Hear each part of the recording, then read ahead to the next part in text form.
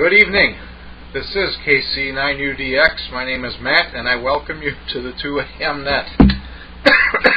The purpose of this net is to promote the use of amplitude modulation and also to establish this part of this band as a place for AM activity in this area. Everyone is invited to listen. Licensed amateurs who can do so legally are encouraged to check in. We listen in the AM mode and transmit in the AM mode where possible. If you cannot transmit in AM, we encourage you to listen in AM and transmit in FM. If you are transmitting in FM, please adjust your transmit frequency a couple kcs above or below from our receive frequency. This facilitates the use of slope detection, that is, demodulating your FM signal with our AM receivers. When checking in, please announce your call sign and standard phonetics. Again, this is KC9UDX. My name is Matt, and I will now begin accepting check-ins. Any stations wishing to check in, please come now.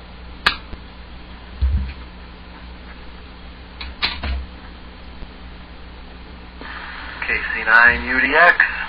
This is November 9th. Charlie, X-Ray Kilo, Carol in East Troy.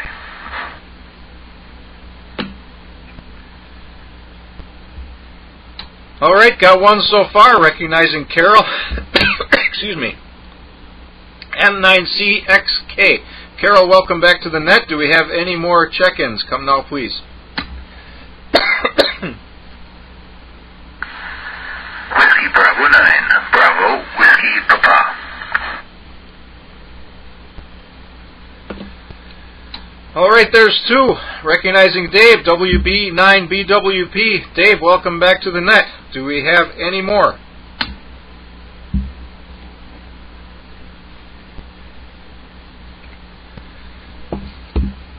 All right, hearing none, I guess we'll get started.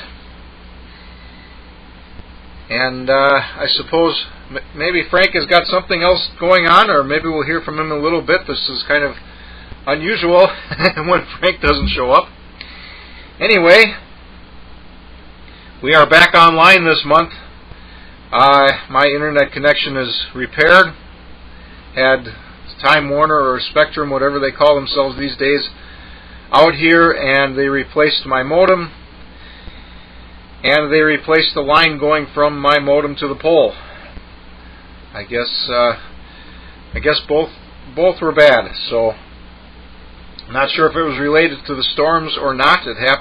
It quit working right after the storms, so I'm not sure what to say about that.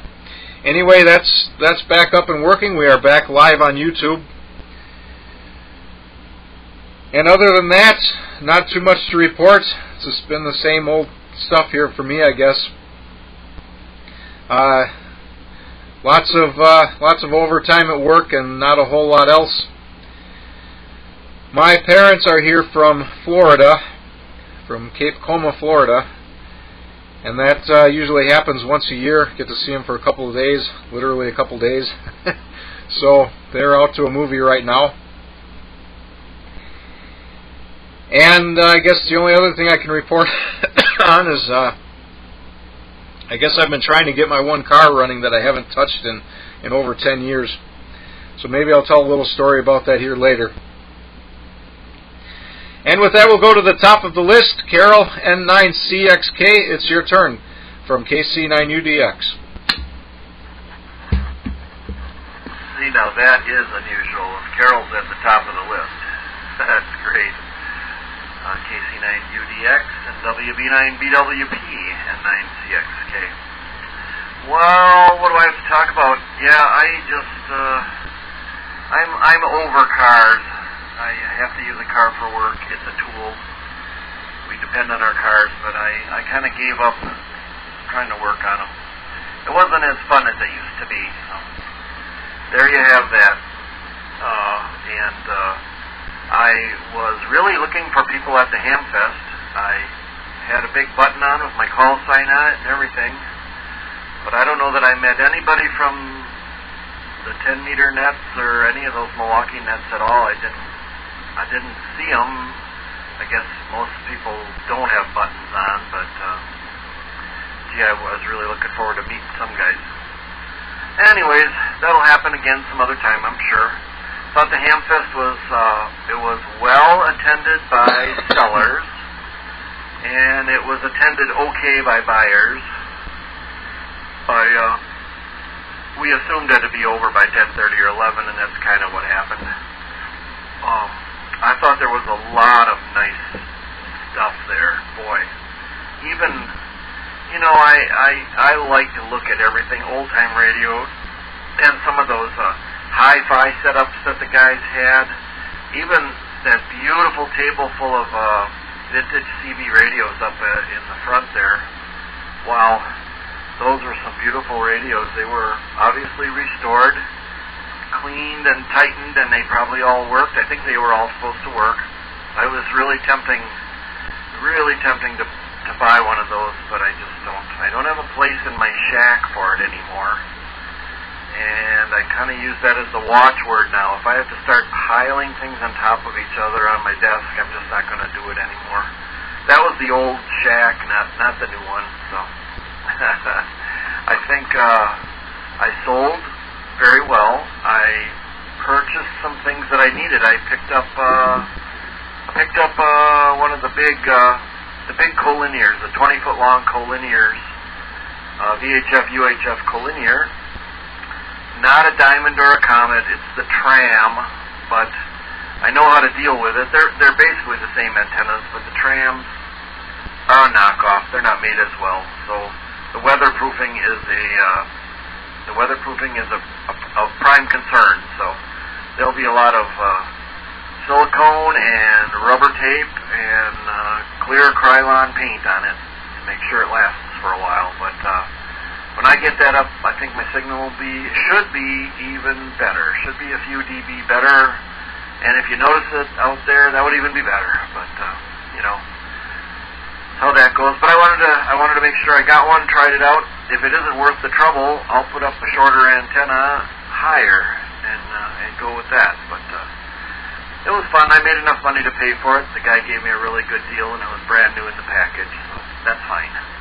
And I got a handful of free things, and I paid $10 for a couple other nice little accessories for the shack. So, heck, it was a good time. Picked up some free old radio pamphlets and some old CQ magazines from the 60s, I think. I just love to go through those and look at the not the articles, but the ads. The ads are the best part. The Lafayette ads, the Allied ads, the antenna ads for all different kinds of nifty antennas, and they're only like $10 or $20 or something. So.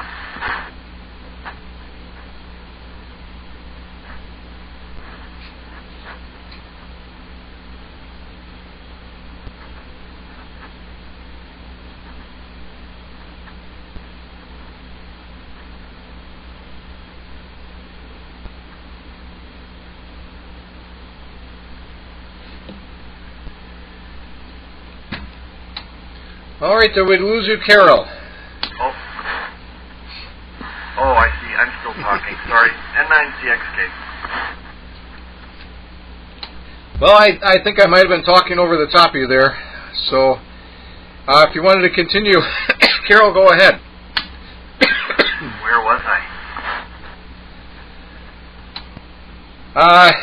The last thing I noted that you said was you liked looking at the ads, and you mentioned a radio that was only $20, and I guess I was going to make a comment about that, but I think that's about where you left off. Okay, I'll just take a little bit more time here since there aren't a ton of guys on the net. No, I was talking about the antenna ads. There's so many of those antennas, Finco and Mosley and all kinds of them, and they were, prices then, they were really inexpensive. Aluminum antennas, they were $10, $20, $30. So I thought that was kind of cool. Actually, from a guy in our club who passed away, I have a Mosley Diplomat 2-meter antenna. The Mosley Diplomat, and it was sold in the 50s, I think. And it's a 5/8 wave ground plane. It has little solid aluminum radial, and a 2-section vertical element on it with a nice plastic base. and it's a 5/8 wave 2-meter ground plane, but it was made by Mosley back in the 50s, and it's in perfect condition. So probably hang on to that just because. The only other thing I was going to say is that it was just extremely busy here over the 4th weekend. The fire department pager never stopped going off all day on Saturday. Never stopped. And Sunday was pretty busy too. It was people really getting a lot of trouble, I'll tell you that. All kinds of odd troubles. So there you have it for now. KC9UDX and 9CXK. All right, thank you, Carol. I think the only comment I was going to make, I had a couple ideas here, but the one that I can make the most sense out of right now is that, well, you mentioned only $20, and I guess $20 was a lot of money back then. It's pocket change now, and that's getting even worse. And I guess that's what I was going to say about the fireworks too. That's getting worse and worse. And I wonder when people will stop being able to afford all those fireworks. Of course, I guess there may come a point when we're not allowed to get Chinese imported fireworks anymore too. Who knows? And otherwise, I'd like to say I know a thing or two about the antenna you were talking about, but I don't. I have completely lost touch with all commercially produced antennas. I don't know anything about them anymore. Being so far out of the hobby and not really reading a whole lot anymore. So that's all I can say about that. And as far as working on cars, I guess I haven't got to the point of disliking it. I've got to the point where I don't have time to do it. So usually when work needs to be done on the cars that I depend on, I've got to the point where I have to have pay somebody else to work on them. Although I did do a bunch of work on my wife's car recently. But that's the only reason I do that, is because I just don't have time. At no other time in my life have I ever done that. I've always done all my own work. And I guess one of the reasons I haven't got sick of it is I don't own new cars. I don't like new cars. I don't want to have anything to do with them. The newest vehicle in my possession is my wife's 2000, and I don't really even like that. I doubt that if I ever have to get rid of that, I would ever buy another vehicle that new. I guess never say never, but my otherwise newest car is a 1992, and that's by far the newest vehicle I've ever owned, except for that 2000. So I haven't got real sick of it yet. But next we'll go to Dave, WB9BWP from KC9UDX. Okay. Good evening, all. Let's see. A couple of things in my notes here that could be long discussions, I guess. I have bought new cars the last few that I had, but as opposed to the uncle that I had that bought a new car literally every 3 or 4 years, and as my aunt always said, they never owned a house because they were making car payments for their entire life. I get them and I end up keeping them for 15 to 20 years. And as far as working on the cars, yes, I remember thinking back in my apartment living days, and it's like, I can't wait to get my own garage, get a house with a garage, and I can work on the cars.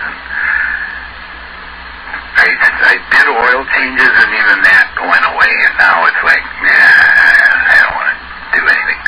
Of course, nowadays, with after my back exploded a few years ago, if it requires anything like below knee level, that's the major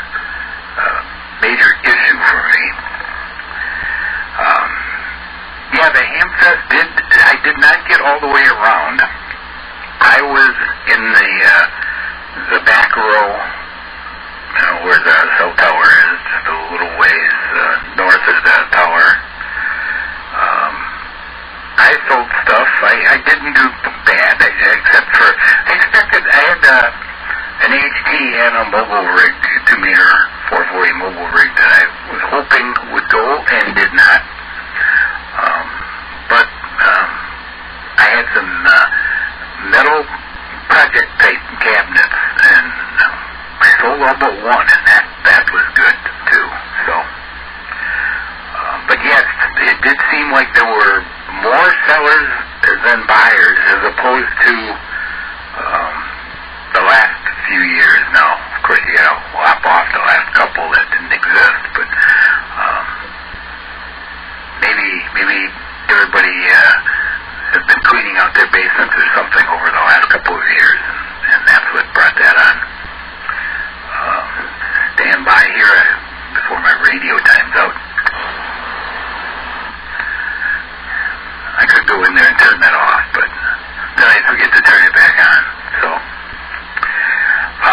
I've got a bunch. I did not bring any of my free magazines, just because I was carrying enough other stuff. I've got still getting rid of a bunch of 73 magazines.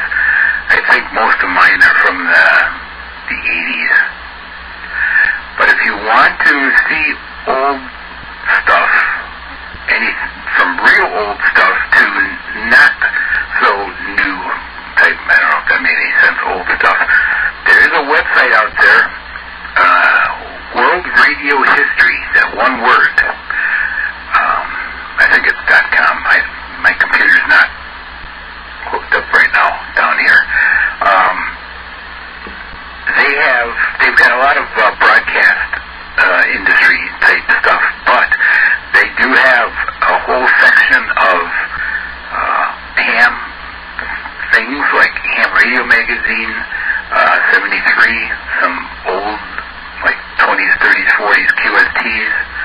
A number of handbooks are out there. They've got like the complete popular electronics and all of those hobbyist type things. All that stuff is out there. You can spend probably weeks digging through their stuff. And they've got a bunch of catalogs too, of like Heathkit, Lafayette, Radio Shack, Allied, all of those. So that, you gotta read them online, which isn't always the nicest thing or the easiest thing, but that stuff is out there. Let's see. And I should plug, because it's going on right now, and because some of the other guys are finally advancing along far enough that they can run the net, is MREC has a rookie net, and it's at 8 o'clock on the club repeater, 145.39. And right now, one of the new guys is running the net. So that's partly what it's there for. And anytime anybody gets a chance, you should stop by, and because the new guys need not so new guys to answer their questions.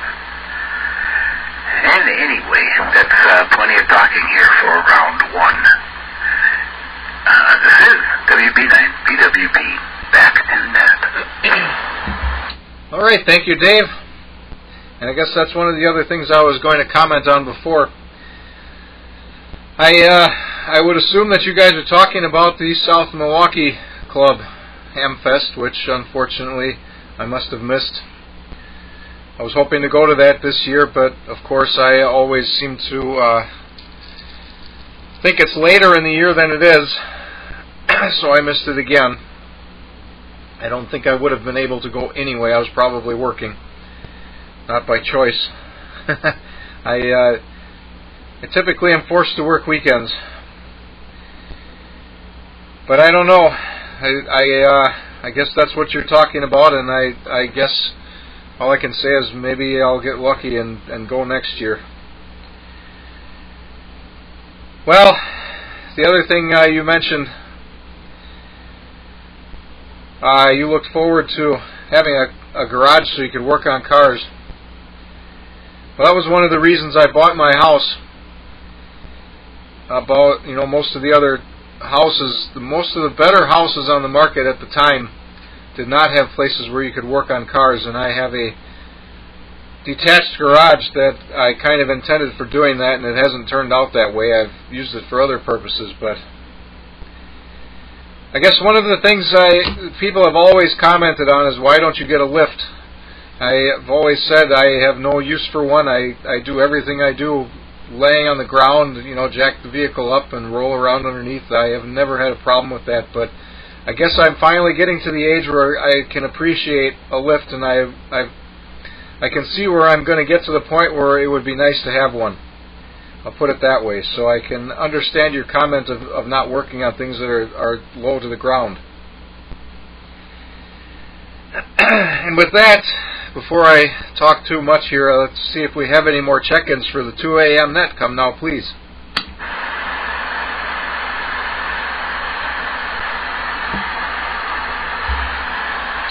Well, it is a short list tonight, I guess, hearing none.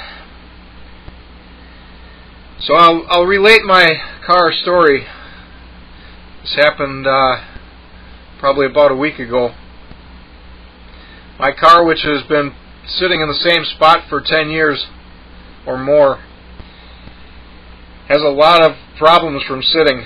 The tires are completely destroyed.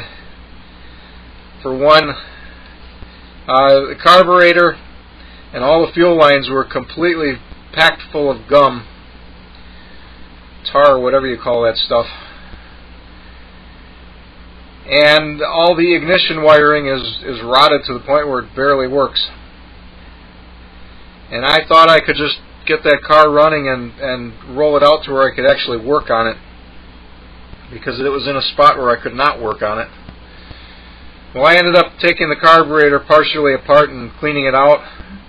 I ended up blasting some of the stuff out of the fuel lines in a very dangerous way.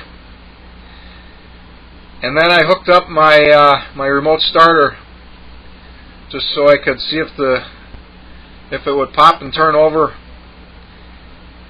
And then I figured I would, do a little more work and make it actually run. But this car being the car that it is, with the engine that it is, it's always been this way.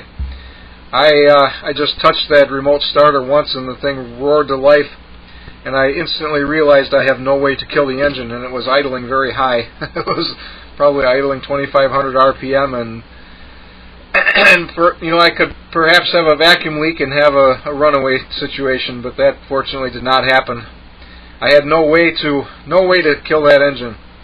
I did not have access to the doors to get in, and that particular carburetor, you don't just put your hand over it and kill the engine, especially not at that speed. You'd probably injure yourself and still not get anything done. But fortunately, it just idled really high while I moved things out of the way so I could get in and kill it. Or I don't remember. I probably did that, or I disconnected the battery or something, which is not too easy to do. I don't exactly recall what it was, but I did survive and everything's okay. So, but then I thought, well, hey, it starts up and runs. I'll just drive it out now. And I moved everything out of the way so I could drive it out, and I didn't think of this, and I should have, but the clutch fluid had completely evaporated. And I've been spending a lot of time trying to get that working again without buying new parts. I'm not even sure if I can buy new parts for that anymore. I ran into this same exact issue with another car a couple of years ago. So that's my car story. And I'll ask one more time if we have any more check-ins for the 2 a.m. net. Come now, please.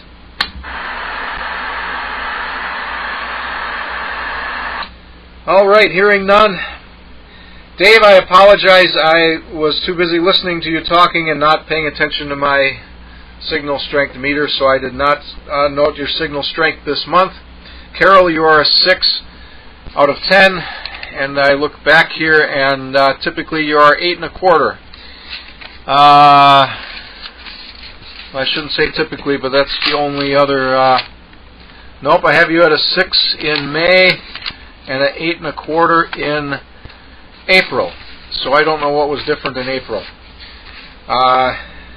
Perfect copy, no complaints, but that's your signal strength. And Dave, I'll get you the next time around. But it's your turn again, Carol, N9CXK from KC9UDX. N9CXK. Well, that is a small net tonight. My radio says it's putting out 18 watts. Don't think it does a whole lot more. Nothing changes here. I turn the radio off, and the next time I turn it on for this net, it's still on 145.7 because I don't use this radio for any other 2-meter work. But must be conditions.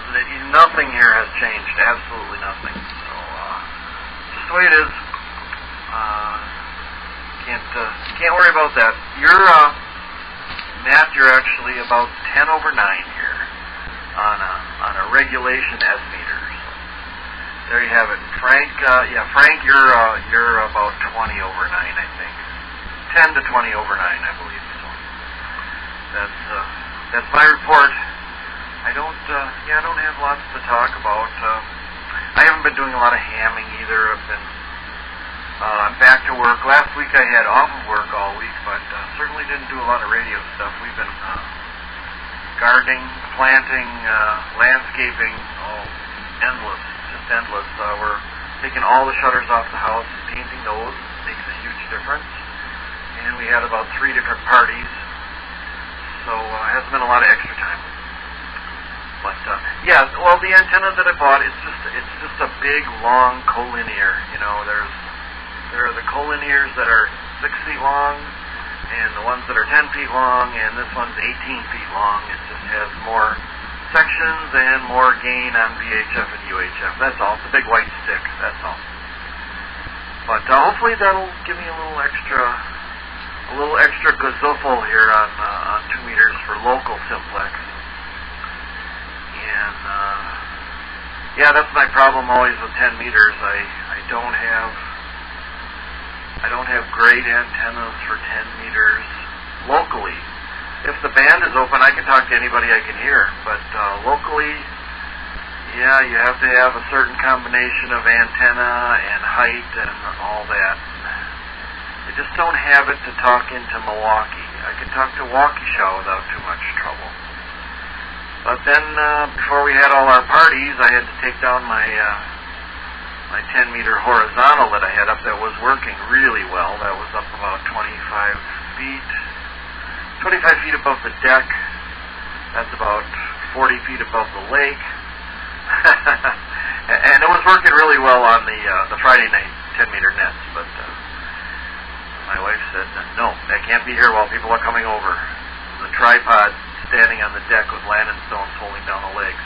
So she had to go. Now, what was my next project? Well, I put together a 10-meter Ringo. I had parts from a commercial Ringo for low band and lots of other aluminum pieces, and I got it all together to the specs for 10 meters, and it worked. So I was very happy with that. That's laying behind the garage now. And then I had one of these 6-meter 5/8 over 5/8 great big diamond antennas, about a 22-foot long antenna. I had one of those that had been laying around for quite a while. I just don't have any place to put all these antennas, but I set it all up on a tripod on the driveway, adjusted the length. It came in great. I could see that the resonant point was right where I wanted it to be, right around 52 megahertz. But the SWR would only drop to about 1.8 to 1. And I looked at this thing, and it didn't come with the radials when I bought it. It didn't have the radials. And I never knew how long they were, but I had some aluminum that was the right size, so I cut it, drilled it, put it in. But the radials were only 2 feet long. for 6 meters. And I don't know that this antenna needs radials for real, but I said, well, why am I so dumb here? The radials should probably be 4.5 feet long. So I have a unlimited supply of steel 48-inch whips, used ones from the company when we used to be on low band. So I got 3 of those out, and I hose clamped them onto these other radials. So I had about 5-foot radials, and I fired up my analyzer, and the SWR is still, the resonant point is where it's supposed to be, and the SWR dropped down to 1 to 1. So that's what that was. Now I finally have a place to put it. I guess it'll have to be on the tripod in the driveway for a while. That's the story of my life over here now. I don't really have a lot of options. Kitty KC9, UDX, and 9 CXK. All right, thank you, Carol. And I have not been on 10 meters in I don't know how long. I wonder what it's like now. It should be better, I suppose, with this part of the solar cycle. I have a 10 meter rig mounted permanently in my Jeep, and I have a modified CB antenna that works really well with that 10 meter rig. And well, the Jeep is out of commission mostly, so I haven't used that in ages. And I don't have a 10 meter antenna here otherwise. I had a wire dipole between my chimney and my vertical for 2 meters here, and that worked reasonably well. I don't remember why I took it down. I think with the state of disrepair, current state of disrepair of my chimney, I don't think I'd want to put anything on there. It wouldn't hurt it at all, but I guess it's just bad idea to do that. So I don't. I used to have a 10 meter radio sitting right here in front of me, and I don't know where that is. So I should have a handful of them somewhere. Well, my TR3 will do 10 meters.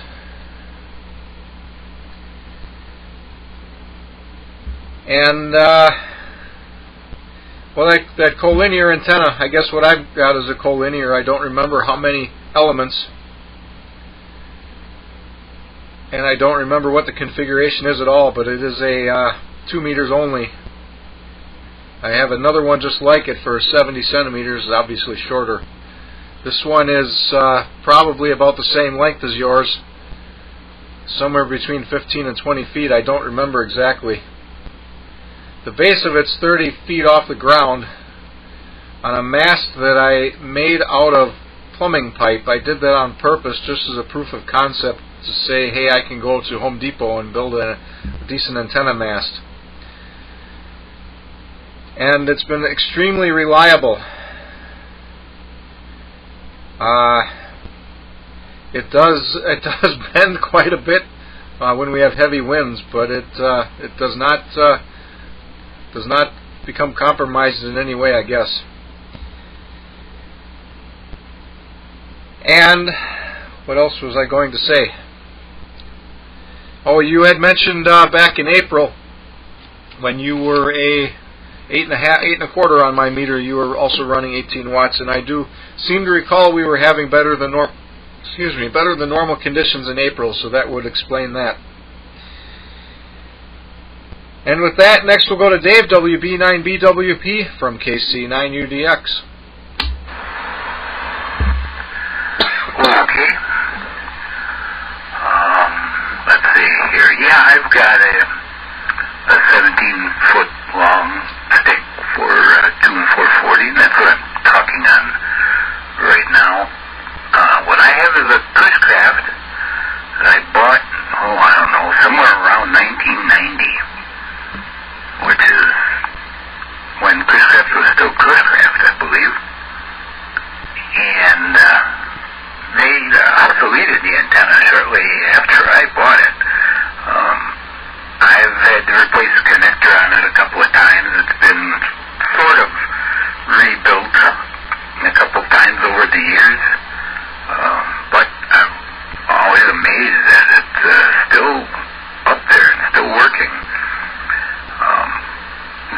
fancy clamps that held the three sections together were plastic, and they deteriorated, and so what's up there right now is wrapped in flex tape and hose clamps.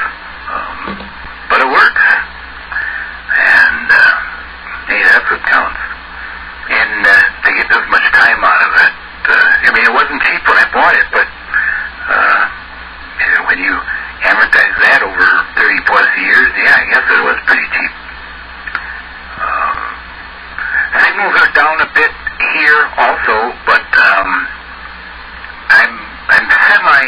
I can't be satisfied too long with a setup here, and so my VHF stuff is in kind of a temporary thing right now, and I noticed that everything has a slightly lower signal strength on the meter, so I think there may be an issue with some coax or switch or something.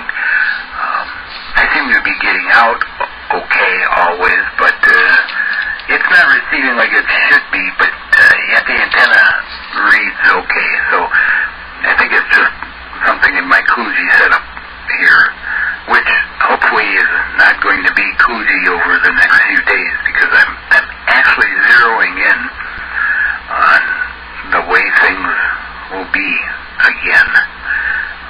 I had everything pretty well, but then a couple of years ago, my room, right on the other side of the wall of the room where I have my radios, stand by.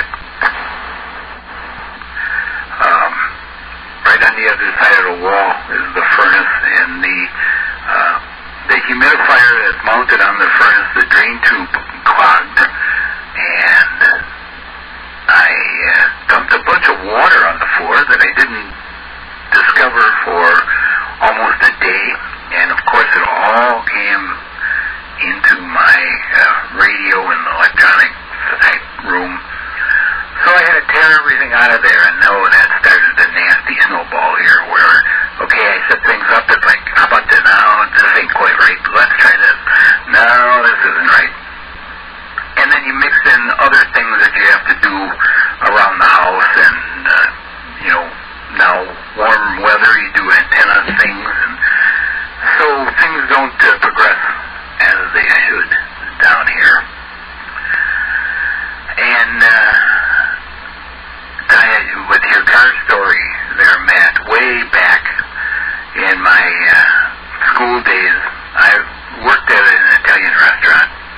We had delivery service, and for a time they had an old at the time even, an old Corvair,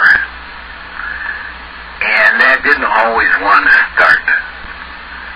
And the easiest way to get that car started was to pour gas in the carburetor. And, well, one day one of the guys was a little sloppy with pouring the gas in the carburetor, and after a big boom, started the car on fire. That's probably the best thing that could have happened to that car, actually. Anyway, with that, I think I'll send it back to Ned. This is WB9BWP. All right, thank you, Dave. And that's how I got my car started. Excuse me. I don't like to crank and crank and crank waiting for the fuel pump to fill up the carburetor, so I have a ketchup bottle. I do not recommend doing this, but I have a ketchup bottle that works really well. I fill that up with gasoline, and then I squirt that down into the vent tube on the carburetor and fill up the float bowl. And yeah, it kind of spills around when you do that. There's never been a time I've done that, and I didn't have a good enough spill where it bothered me, and I always wonder when one of these days I'm going to have a nasty fire, but I seem to always not have a problem so far. And I guess the other thing I'll say about the Corvair, my 92 is technically a Corvair. It is not called a Corvair because General Motors retired the Corvair name for political reasons much earlier than that vehicle was produced, but it is otherwise it is the It is really a Corvair, a 92 Corvair. It's nothing like what most people think of a Corvair typically being, but it is the vehicle that would be called a Corvair if they hadn't retired the name. And your water on the floor story, I think I may have told you this too. I had the same thing happen here last year, I think it was. Only it wasn't the humidifier, it was the air conditioner. The drain line for that plugged up, and of course it filled up the entire furnace with water, and that all came pouring out. And fortunately, water doesn't flow in this direction, but I suppose when it gets high enough it does come this way. I had a little bit of water over here, but not much. Nothing to worry about. I did have quite a bit of water on the other side of the room though. No real damage. Picked up the carpet, cleaned it up as best as I could, and dried it out, and of course fixed the plug. My humidifier does run a lot of water out that drain tube, so I suppose that keeps it clean. But on the other hand, if it ever does plug up, that's going to be a big problem. And I was going to say something else here, and now I don't recall what it is. But we are at the bottom of the list again. Oh, Dave, your signal strength is 5. And the only other records I have, you are over 6. But that was before you tore everything apart and put it back together. So I don't know what to say about that. I don't know if 5 is good or bad. I don't have any other recent reports of your signal here. I probably do in my file cabinet, but that's out of reach. We are at the bottom of the list. Let's see if we have any more check-ins for the 2 a.m. net. Come now, please.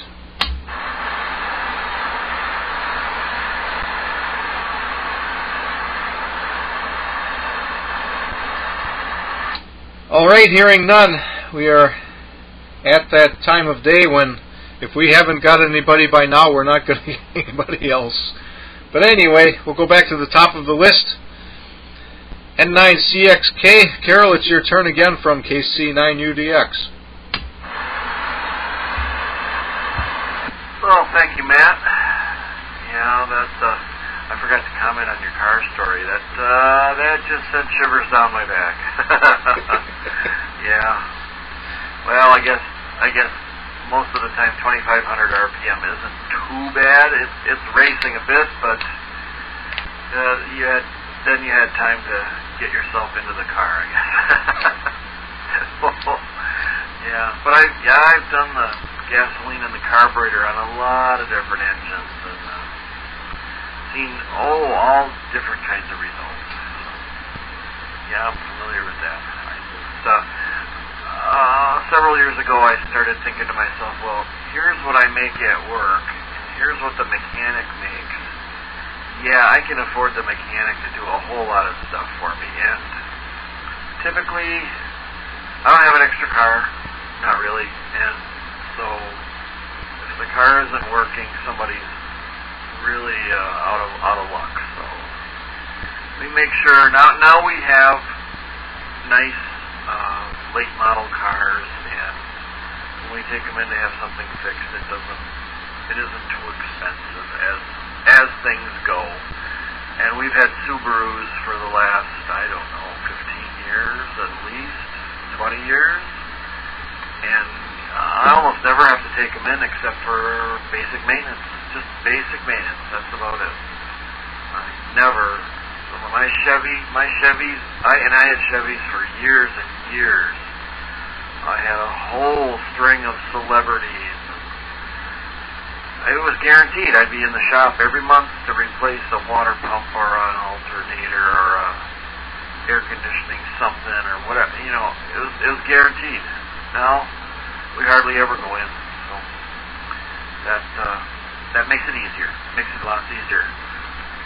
Dave, we must have been about 30 feet apart at the Hamfest because I was with a group of guys and we were right right across from the tower in that last row. We weren't against the woods, we were on the other side, so the sun wasn't in our faces, but I must have been 30 feet down from him. What did I have there that would have been interesting? I don't know. I had my it's a work band rotatable dipole in two pieces, stood up against my car there. So that's the only thing that's really memorable that we had there. But yeah, most of the Hamfests recently have been, the sellers were really having a good time, a lot of sellers, and not nearly as many buyers. A lot of the good sales go on right in the early in the morning when the guys are setting up and walking around looking at other people's tables. But for many years now, I don't even walk around at the fest. I go, I sell. I might walk around in the last hour or so. Last few Hamfests, half the people have been packed up already by the time I got around. So that's the way I avoid bringing very much home, and I'm pretty happy about that, actually. And like I said, if it doesn't fit on my desk anymore, I'm probably not going to bring it home. So there. And I'm at the point here where I don't have a lot to talk about anymore. So we'll see how far we want to string this along. But yeah, I don't know. You guys sound just like you.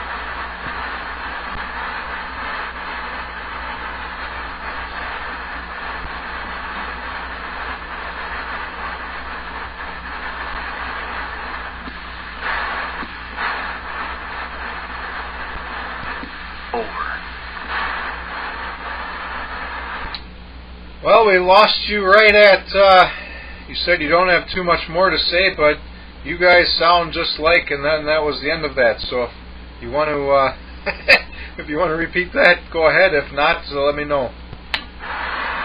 Oh, I only said that you two sound like you have always to me, and signal strengths are F9+, so not much to complain about there.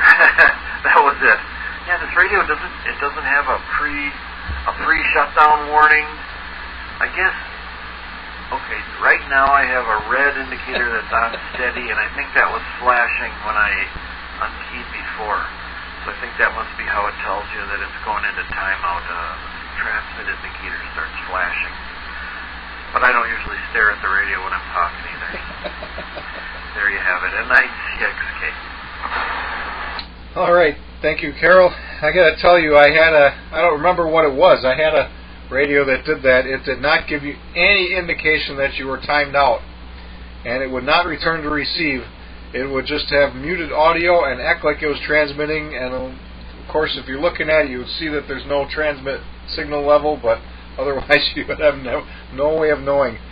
And you are certainly not the only one in this net that does that. I have a radio that is old enough that I don't have a timeout timer, so I think I'm the only one that doesn't have to worry about that. And I guess I will tell part B of the car story because I thought of it while you were talking.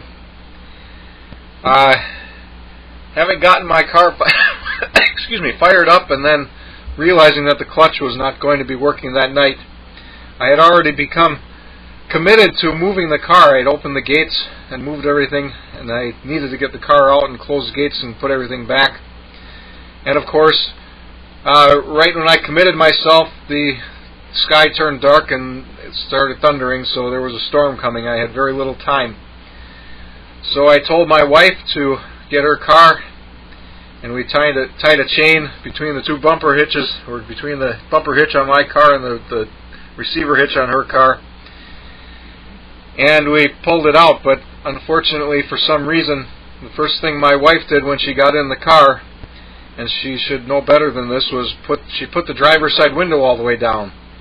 Now, for several years, that window regulator has been stripped at the bottom, so that we know, just don't ever run the window all the way down. You don't have a problem, otherwise it falls down inside the door. And I have I had now, a regulator sitting in my pile of parts waiting to go in that car, and I never got around to doing it, and it wasn't really an issue because nobody ever runs the window all the way down. Except it's about to start pouring, and we've got a whole bunch of stuff out that needed to be put away, and my wife ran the window down inside the door. So I did, just in time before it started really pouring, and it started sprinkling during the time I had taken the door apart and managed to get the window back up. So, excuse me, I did replace that window regulator without a choice, I guess, at that point. Anyway, next we'll go to Dave, WB9BWP from KC9UDX. Well, that's when, you get things done. It's like, I guess I got to do this now kind of thing. I usually have this situation where, okay, I want to work on this, but in order to do that, I have to move this thing out of the way. But I can't put this over there because there's no room for it until I move that stuff out of the way. And pretty soon, I'm like spending the day just shuffling things around in a circle or something. That's usually how my projects go. No matter how big they are, or how small the parts are, that's what usually happens. I was against the back row at the Amfest, looking into the sun, sort of, and I'm trying to say, I was there, early, which is a big deal for me. And my wife usually comes along to make sure that I actually do sell some things. Plus, frequently we have to bring 2 cars to haul the stuff. And I sell at South Milwaukee, and then I sell when MRC has their own Amfest, because I don't have to pay for tables, and it's easier to do since I help to set up the day before 4 hours, so then I haul my stuff in there. But otherwise, it's a lot of work at other things. I sold once at West Dallas on the Waukesha Expo, and actually sold, I think, just about everything I took, but boy, that was a lot of work to get the stuff in the building, and of course the table was in the middle of an aisle and crawling over everybody else. Let's see, looking at my stuff here. On Saturday is an MRSC meeting, and Matt, you already said you work both weekends, so that takes care of that. We're back in person, and we're meeting at HRO in the classroom nowadays on a Saturday. The church that we used to meet in for a number of years, right before the world shut down, we got a letter in the mail one day that said, well, you guys have been with us for a long time, and thank you, but the building's for sale, so you better find something else. And that church has since been sold. So we're doing, and there's my radio, which gives no indication that it's about to time out. So the church is sold, and so we're doing at HRO on a Saturday. It's on a Saturday because Tom, the store manager, who is on our board, but if we do it on a weeknight, he ends up having to be there like from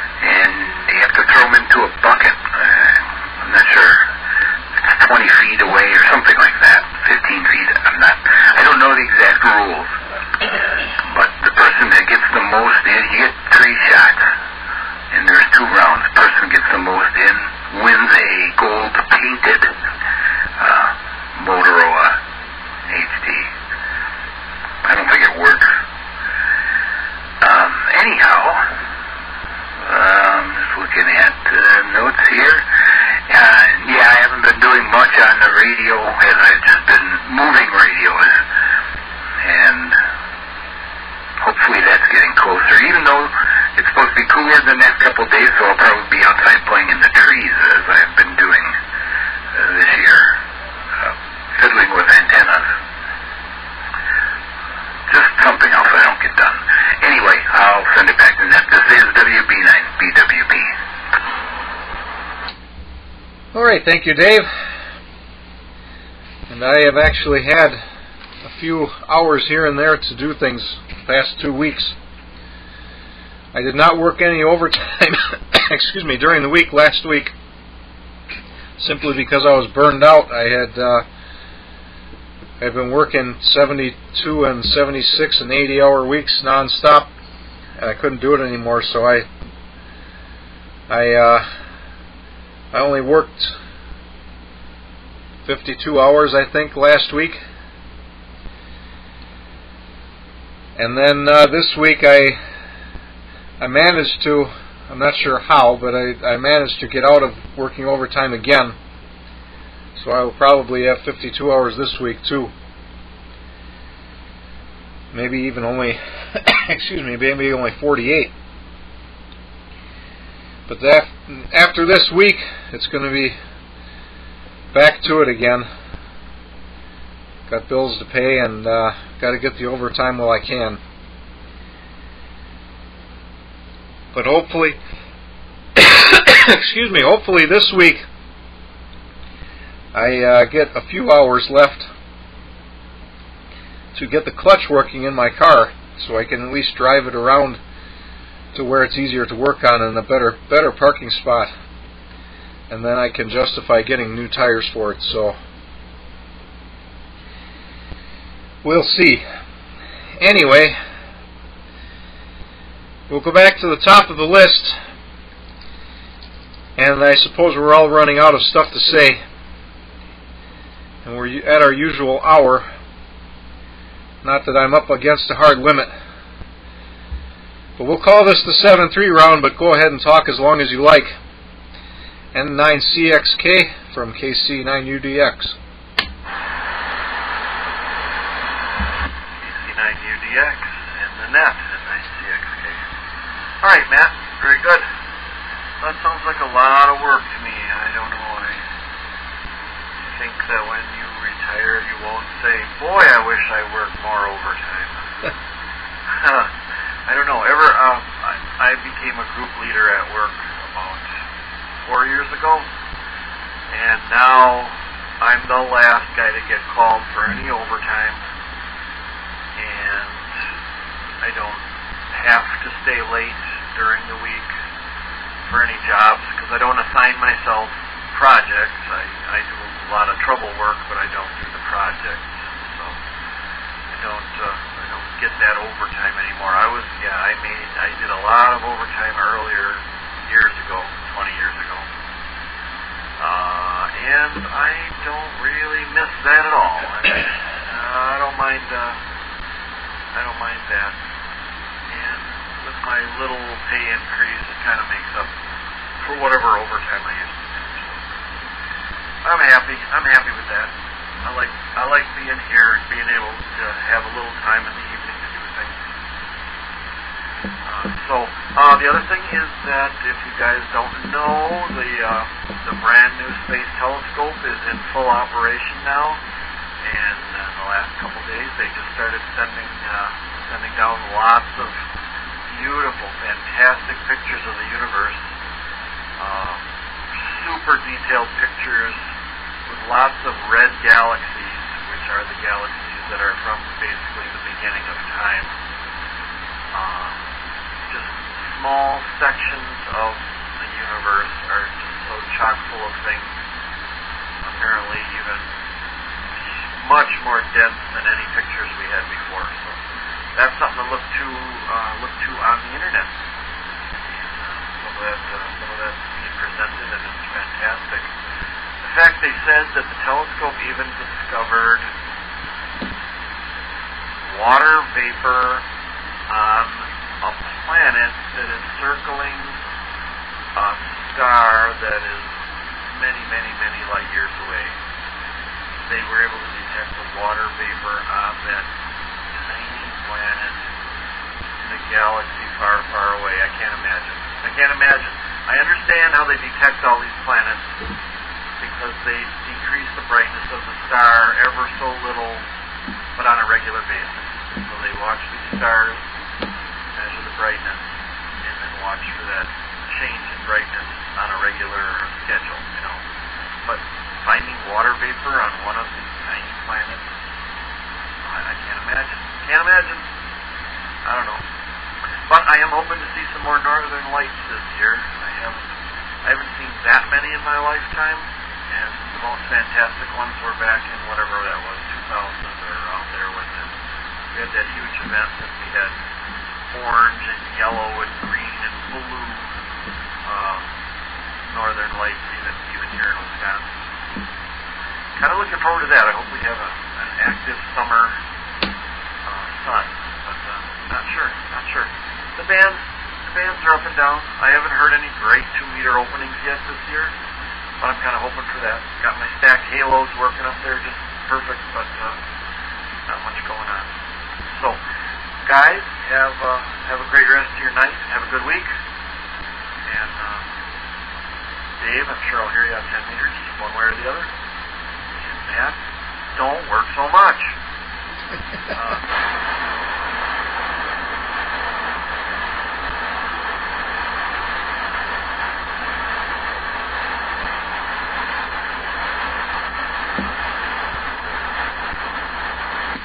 Did I tie it up again? Yeah, you said don't work so much, and then that was it. Oh, well, that was it. All right. Thank you, Carol. And I wish I didn't have to work the overtime. It's a two-edged sword. Every year I say next year is going to be the year I don't have to work the overtime. And every year something more expensive happens. And of course, the other thing is, I recently went from near the top of the seniority list to the very bottom. I am the absolute very bottom of the seniority list. So I get the overtime that nobody else wants, whether I like it or not. And I guess at this point, I have to take it anyway. It had to be prior to 2000 when we had all of the northern lights that you're talking about. I recall that very well. I'll never forget one night I was working second shift and I opened up the door to look outside, and I did not normally do that. I don't know why I thought to do that. And that was facing east, and there were bands of different colors going all the way as far as I could see from east to west, all the way moving, or the bands were going in that direction, east to west, all the way from north to south. There was no spot in the sky that wasn't covered by these colored bands. I'll never forget that. And haven't seen anything like that since. I have seen northern lights quite a few times, within the past 10 years, I would say, but nothing real spectacular like that. And I'm sure you said something else that I was going to comment on, but I don't recall what it was. Anyway, I will say 7-3 to you, and I will turn it over to Dave, WB9BWP. It's your turn on the 7-3 round from KC9UDX. Okay. I remember a Sunday night, it would be early, like January, February, somewhere in there. I think it was 1999. I had to take the garbage out Sunday night. So it was probably about 11 o'clock or so I was doing it, and I looked up, and it was like standing inside of a green hue kaleidoscope kind of thing. And I just stood there for a while, looking straight up, kind of like, wow, look at that. And I've never seen anything like that since. And yes, working too much. I had one job. I kept a log for a number of reasons of what I was doing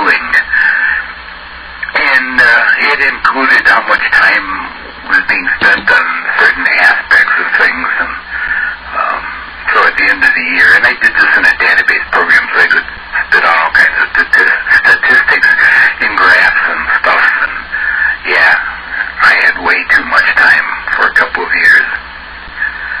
Then I worked at a place where at that time, I wasn't paid overtime. I was salaried. And I worked at a place where it was like an in-between, and I did get paid overtime. And they ran their projects in a weird manner. And project managers would come over and say, we really need this done by Friday. But we can't pay you overtime for it. So can we do something else for you? Can we buy you something or whatever? And for a while I had them buying me like computer parts and stuff. And then I thought I'd give it a shot. I'd say, because we had to account for all of our time, even though we were engineering. And I'd say, can you give me a number to charge 2 days of my time next month? And they'd go, sure, I can do that. So then I started parlaying overtime into extra days off in the future. Went through 1 year, didn't use any of my vacation time. Stand by just a moment. And then at the end of the year, well, they shut down between Christmas and New Year's. And so, since I didn't use any of my vacation time during the year because I got them to pay me all kinds of extra days off, I was done working right after Thanksgiving. And I said, okay, see you guys next year. Came back a month later between my vacation and the shutdown period. And then they figured out they didn't need most of us, and so they chopped a couple of hundred people off, including me. And that could be hours of stories there, because they actually got rid of me on Thursday, and on Friday they said, do you think you could stick around for 3 more months? Anyway, 73 to both of you guys and anybody else that might be lurking in the weeds that was afraid to speak up. See you next month. This is WB9BWB. All right, thank you, Dave.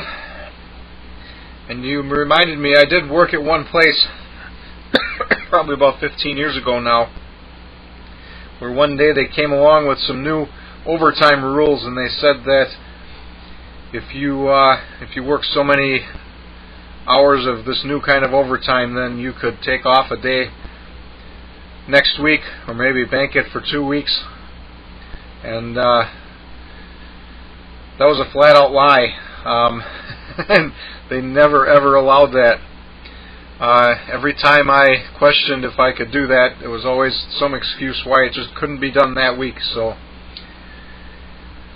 I don't know that that was high on the list of reasons why I left that place, but I'm sure it was on the list of reasons. There were a lot of reasons why I left that place. Anyway, Carol, if you're still listening, the one thing I wanted to say was, you mentioned the water vapor that they discovered on the planet, distant planet, and all I can say about that is every few years they have some wild claim like that, and everybody just goes with it. And if you read the fine print over the next couple of years, you find out that that's just plain wrong. They didn't actually find that. They found something that could be interpreted that way, but it's most likely not. And then just nobody ever learns that. It just always ends up being that, well, they found that, and that's the way it is. But I guess the other thing I wanted to say is I've been contemplating the past couple of years buying a better telescope here. And now I always said something had to happen before I'd buy one, and that has happened, and so I guess I'm to the point where I should buy one. But I don't think I want to spend the money at this point. Although, on the other hand, if I wait, they're going to be out of my price range again. So, anyway, I will say that this concludes the 2 a.m. net. Feel free to rag true on this frequency after my transmission. We will meet again on the 9th of August. And I have to update my list of upcoming days. Anyway, Until then, this is KC9UDX73, and good night.